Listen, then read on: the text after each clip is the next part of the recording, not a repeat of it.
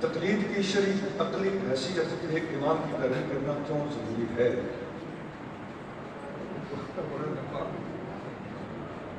اچھا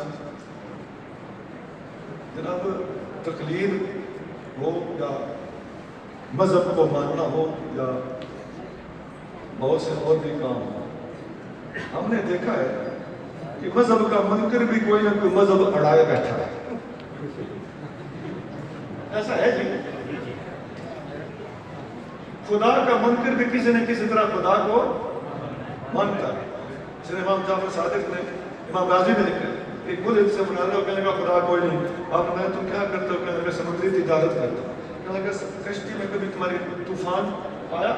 کہنے لگا ایک دفعہ کشتی طوفان میں پھنس گئی تھی. اس وقت کوئی تمہیں یاد آیا کوئی ہو جو بچائے؟ میں نے کہا ہاں. اس وقت تو دل کہتا تھا اب کوئی ہوتا جو مجھے بچاتا.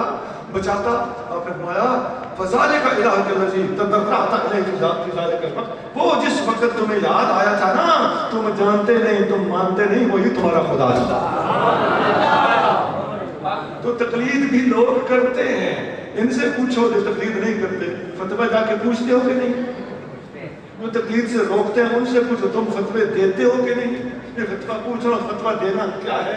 فتویٰ پوچھنا تقلید ہے اور فتویٰ دینا تقلید کی حوصلہ افزائی ہے. اور عقلی طور پر بھی آپ سمجھ سکتے ہیں کہ ہر بندہ عالم نہیں بن سکتا، کسی نہ کسی سے پوچھنا پڑتا ہے. وہ سارے بندے ڈھگے کٹن یہ ہو سکتا ہے؟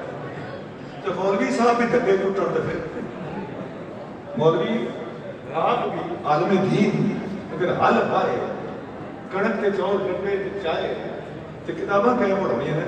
مولانا صاحب محتاج ہے اس بات کے کہ کوئی اور بندہ ان کو کڑک کپ کے دے. جوتیاں کسی اور بولو بڑھاڑیاں اگر عالم دین جوتا کاٹنا شروع کر دے تو یہ تو بیچارے کی زندگی بکل فن انتجال، ہر کام کے لیے ماہرین ہوتے ہیں. نحن قسمنا بینہم معیشت، ہم نے لوگوں میں معیشت تقسیم کر دی ہے. تو معیشت تقسیم ہے میرے بھائیوں. اسی طرح علم کا کام بھی ہر بندے کے لیے، پورا عالم بننا ایمان سے بڑی سادہ سی بات ہے. پورا عالم بننا فرض عین ہے یا فرض کفایہ؟ کیوں؟